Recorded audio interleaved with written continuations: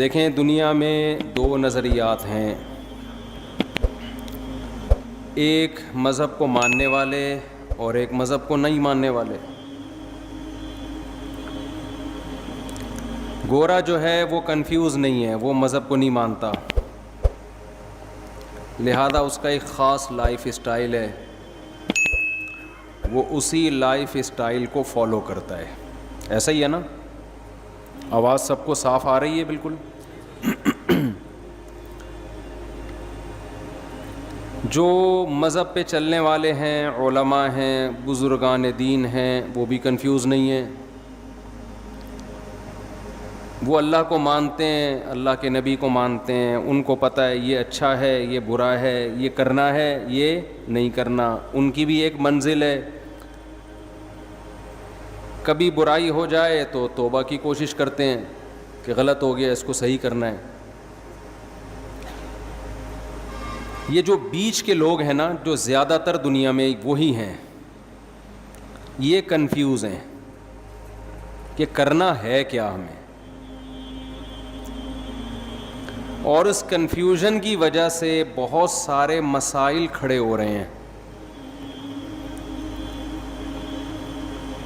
میں اکثر اس کی ایک مثال دیتا ہوں کہ آپ کو گاڑی میں بٹھا دیا گیا اور آپ کو پتہ ہی نہ ہو کہ یہ بس جا کہاں رہی ہے، تو کبھی تو آپ کو خوشی ہوگی کہ شاید اچھی جگہ جا رہی ہو، کچھ دیر میں آپ پہ غم کے اثرات ہوں گے، یار پتہ نہیں کہاں جا رہا ہے۔ تو اس قسمہ پرسی کی حالت کو قرآن نے یعمہون سے تعبیر کیا ہے کہ جو لوگ مذہب کو مکمل فالو نہیں کرتے، یعمہون، وہ وادیوں میں حیران سرگردان گھومتے ہیں، بھٹکتے ہیں۔ تو آج کے انسانوں میں میجورٹی کی زندگی وہ بھٹکنے والی زندگی ہے، بھٹک رہے ہیں۔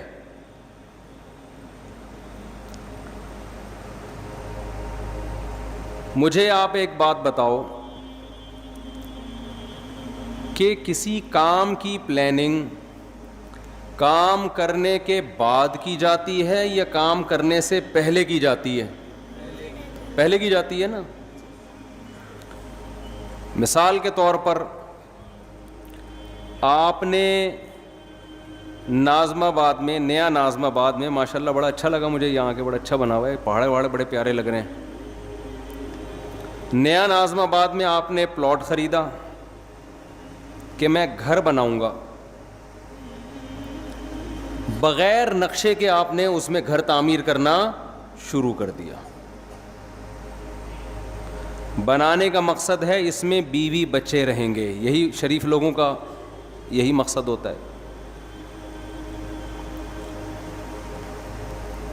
اب مزدوروں کو بلا کے آپ نے کہا یہاں دیوار کھڑی کر دو، یہ ایک کھانچہ ایسا بنا دو، بنیادیں کھدوا دیں آپ نے، اور مقصد ہے بیگم کو خوش کرنا کہ میں اسے اچھا گھر بنا کے دوں گا، میری وائف خوش ہو جائے گی، بھئی آج آپ نے میرا دل خوش کر دیا، میرے مطلب کا گھر بنا دیا آپ نے۔ اس کی بنیادیں آپ نے ڈال دیں، سریا ڈال دیا، اب دیواریں کھڑی ہونا باقی ہیں۔ بنیاد مضبوط ہو گئی، بیگم صاحبہ کو آپ نے وزٹ کرایا، بیگم کو آپ نے بتایا یہ گھر ہے، اس نے کہا یہ کیا بن رہا ہے، آپ نے کہا یہ کچن ہے، اس نے کہا کچن تو یہاں ہونا ہی نہیں چاہیے، کچن کہاں ہونا چاہیے، کچن تو وہاں ہونا چاہیے۔ یہ کیا بنا دیا جی، یہ کس چیز کی بنیاد ہے، یہ واش روم کی ہے۔ ارے یہ واش روم ایگزاسٹ کہاں ہوگا، یہ تو جب ہم ایگزاسٹ فین چلائیں گے یہ تو ساری ہوا اور بدبو کہاں آئے گی، کمرے میں آئے گی یا کچن میں آئے گی۔ یہ کیا کر دیا آپ نے، یہ کیا بنایا آپ نے، یہ جو اتنا بڑا سا ہے، یہ ہمارا بیڈ روم ہے۔ بھائی آپ نے ایسی جگہ بیڈ روم بنا دیا، وینٹیلیشن کا کوئی انتظام ہی نہیں ہے۔ یہ آپ نے بائی دا وے بنایا کس کے لیے؟ آپ کہیں بیگم تمہارے لیے، تو کہے گی مجھ سے پوچھ تو لیتے نا ایک دفعہ، جس کے لیے بنا رہے ہو اس کو نقشہ دکھا کے ایک دفعہ پوچھ تو لیتے۔ آپ کہیں نقشہ تو میں نے بنایا ہی نہیں. نقشہ بنتا تو میں دکھاتا نا. میں نے تو مزدوروں کو لا کے بولا ایک اینٹ یہاں رکھ دو, ادھر واش روم, ادھر کچن, یہ بس بنا دو ایسے ہی. کوئی نقشہ وقشہ نہ پاس کروایا, نہ کسی ماہر آدمی کو میں نے دکھایا, اور تعمیر میں نے کیا کر دی, شروع کر دی. تو بیوی کہے گی گھر تو گیا تیل لینے, مجھے تو یہ سوچ رہی ہوں کہ آپ کے ساتھ میری لائف گزرے گی بھی یا نہیں گزرے گی. میں تو سوچ رہا ہوں کہ ڈاکومنٹس وغیرہ بنواؤں خلا کے, طلاق ولاق کے, کہ بندہ انسان کا بچہ مجھے نہیں لگتا. اتنا بڑا کام آپ کر رہے ہو اور بغیر پلاننگ کے, بغیر نقشہ پاس کیے, بغیر کسی ماہر سے مشورہ لیے دیواریں پینڈوؤں کی طرح لا کے رکھنا آپ نے شروع کر دی. کسی گاؤں میں تھوڑی کوئی گھر بن رہا ہے, تو نیا ناظم آباد میں بن رہا ہے. آپ نے نئے ناظم آباد کا وہ حشر کیا کہ ایسا حشر تو پرانے ناظم آباد کا نہیں ہے. بیڑا ہی غرق کر دیا. تو دنیا میں کوئی بھی عقل مند ہمیشہ کام سے پہلے پلاننگ کرتا ہے, کام کے بعد پلاننگ نہیں کرتا, کیونکہ اب پلاننگ کا ٹائم ختم ہو گیا. ہماری زندگی ایک عمارت کی طرح ہے. جب ہم پیدا ہوتے ہیں اس میں ہماری مرضی نہیں چلتی, ہمارے بنانے والا ہمیں جب چاہے وہ ہمیں زندگی کی نعمت سے نواز دیتا ہے. اس میں ہماری پلاننگ کا دخل نہیں ہے. اگر اللہ ہمیں اختیار دیتا نا کب پیدا ہونا ہے آپ نے, آپ بتاؤ کب پیدا ہونا چاہتے ہو, تو میں پلاننگ کر کے پیدا ہوتا. میں کہتا میں نبی کے دور میں پیدا ہوں گا اور مدینہ میں, اور تو ایسا ہی ہوتا نا. ہم میں سے کچھ لوگ کہتے کہ ہم نے, شکر ہے یار یہ شور بند ہوا, کچھ لوگ کہتے کہ ہم نے امریکہ میں پیدا ہونا ہے.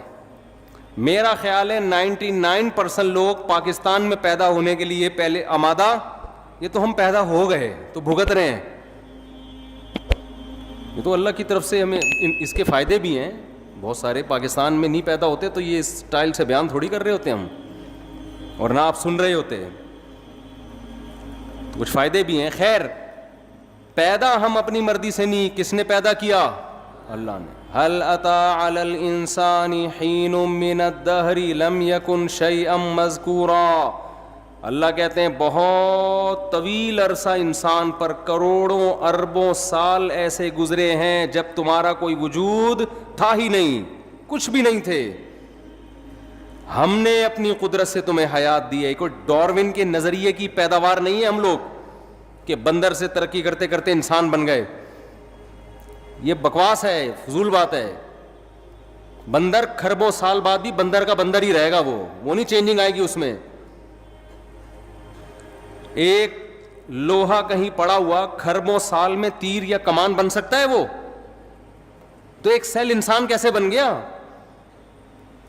اور میں ڈاروین مجھے ملا اکیلے میں اس سے کہوں گا کہ ہمارے آباء و اجداد اگر بندر تھے تو دم کہاں گئی ہماری, یا تو دم دو یا دم کے پیسے چاہیے ہمیں.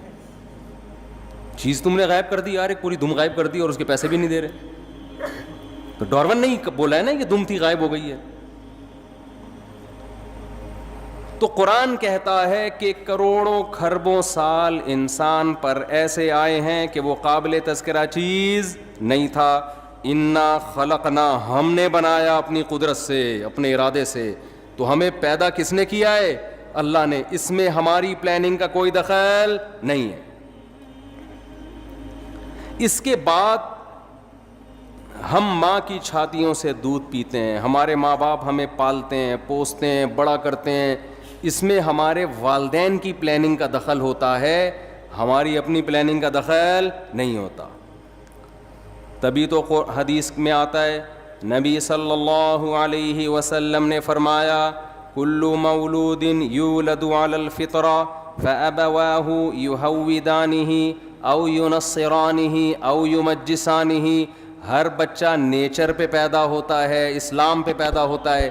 اس کے والدین پلاننگ کر کے کوئی اس کو یہودی بنا دیتا ہے, کوئی مجوسی بنا دیتا ہے, کوئی عیسائی بنا دیتا ہے, اس کو اس کی نیچر سے ہٹا دیتا ہے. کوئی بچہ ماں باپ کو دیکھ کے شرابی بن جاتا ہے, کوئی چور بن جاتا ہے, نیچر سے ہٹتے ہیں. تو یہ کس کی پلاننگ کی وجہ سے, والدین کی پلاننگ کی وجہ سے.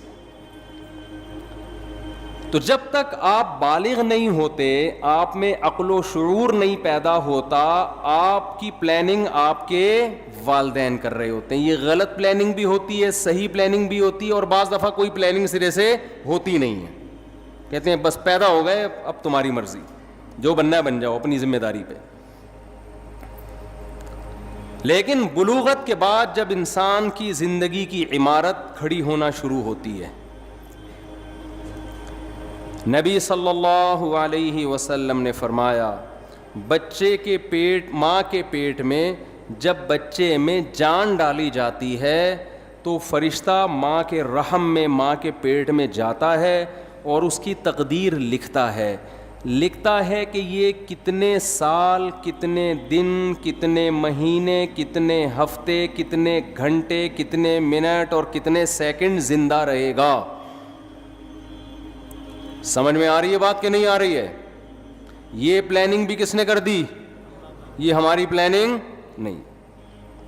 اب میرے اور آپ میں سے ہر شخص کے بارے میں یہ لکھا ہوا ہے. کس نے 96 سال, ملکہ الزبتھ کے بارے میں لکھا ہوا تھا 96 سال سے پہلے اس کا انا للہ بولو نہیں ہو. 96 سال میں جائے گی یہ دنیا سے. دنیا کی ایسی حاکم سمجھی جاتی ہے جس نے طویل دور حکومت کا دیکھا. تو اللہ نے اس کی ماں کے پیٹ میں فرشتے کے ذریعے کیا لکھوایا کہ یہ 96 سال, اس کی جو موت ہوگی سن 2022 میں اور سپٹمبر کے مہینے میں فلاں تاریخ فلاں سیکنڈ. مائیکل جیکسن کے بارے میں لکھ دیا تھا کہ ان کے ارادے تو 100 سال سے زیادہ زندہ رہنے کے ہوں گے. یہ جراثیم سے ایسے بچیں گے جیسے ہماری حکومت کرپشن سے بچتی ہے. معذرت کے ساتھ الٹا ہو گیا. یعنی یہ جراثیم سے مائیکل جیکسن نے جتنا زندہ رہنے کی کوشش کی ہے نا, ایڑی چوٹی کا زور لگایا ہے, اتنا زور آج کل دنیا میں کوئی لگا سکتا نہیں ہے, اور نہ کسی کے پاس اتنے وسائل ہوتے ہیں.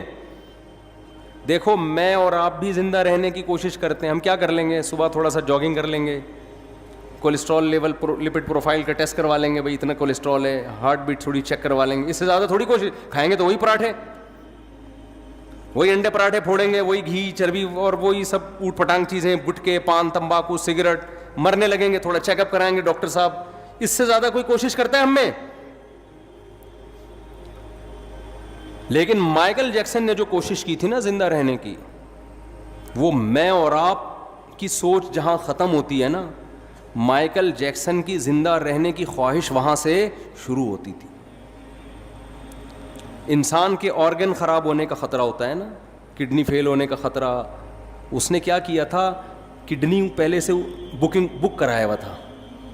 مثال کے طور پر ان کا کوئی 17 بھائی ہوں گے انگریزوں کے, فرض کرو انگریزوں کے کوئی 17 بھائی ہوں گے. اس نے 17 بھائی سے ایگریمنٹ کیا کہ اگر میرا کڈنی خراب ہوا تو فوراً آپ کو اپنا کڈنی مجھے ڈونیٹ کرنا ہے. اس کے منتھلی اتنے پیسے آپ کے اکاؤنٹ میں, لاکھوں روپے.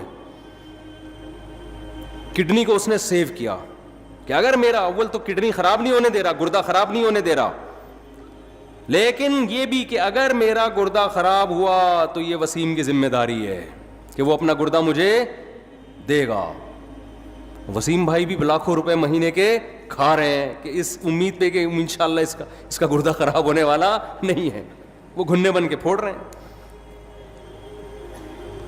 اگر وہ سچی مچی کے وسیم ہوتے ہیں نا, ہمارے والے 17 بھائی وسیم بھائی, یہ کردار ہیں, کیریکٹر ہیں. کوئی وسیم بھائی بیٹھے ہوں تو پیشگی معذرت, یہ تو کیریکٹر ہے نا. نارمل نام تو یہی ہوتے ہیں نا, 17, وسیم, عدنان, سمی, اس طرح کے نام ہوتے ہیں لوگوں کے. تو وہ مائیکل جیکسن نے زندہ رہنے کی لالچ میں ایڑی چوٹی کا زور لگا لیا. وہ ہاتھوں میں گلوز پہنتا تھا کہ اگر میں کسی سے ہینڈ شیک کروں گا تو کسی کے جرم میرے ہاتھ میں منتقل نہ ہو جائے. ہم تو کورونا میں احتیاط نہیں کر رہے تھے, بغیر کورونا کے اتنی احتیاط کر رہا تھا وہ. لیکن اسے یہ معلوم نہیں تھا کہ مائیکل جیکسن جب اپنی ماں کے پیٹ میں تھا تو فرشتے نے لکھ دیا تھا کہ اس کا ایک بہت بڑا پروگرام ہونے والا ہوگا جس میں اس کی کروڑوں روپے کی ارننگ ہونے کی امید ہوگی. کروڑوں روپے کے ٹکٹ فروغ ہوں گے. اس سے بہتر پروگرام اس کا اس سے پہلے کبھی نہیں ہوا ہوگا, اور یہ بڑی امیدوں میں ہوگا کہ اب میرا پروگرام آنے والا ہے, اس کے لیے پریکٹس کر رہا ہوگا, اس کے لیے جشن منایا جا رہا ہوگا, اور ایک دن یہ اسی امید پہ رات کو سوئے گا. اس کی عمر ہوگی 50 سال, اور صبح پولیس بھی اس کو اٹھائے گی تو پولیس سے بھی یہ نہیں اٹھے گا. ظاہر ہے آپ کو پتہ ہے جب پولیس اٹھائے اور بندہ نہ اٹھے یہ ممکن ہے, یہ جبھی ممکن ہے جب بندہ مر چکا ہو, ورنہ پولیس تو اچھے اچھوں کو اٹھا لیتی ہے.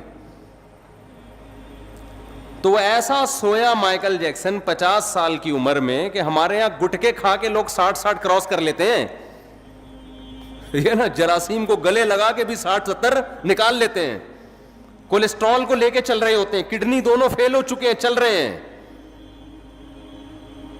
میں تو دیکھتا ہوں نا کینسر کے مریض 15-20 سال سے گھسیٹ رہے ہیں, جو صحیح بندہ ہو رہا ہے وہ مر رہا ہوتا ہے.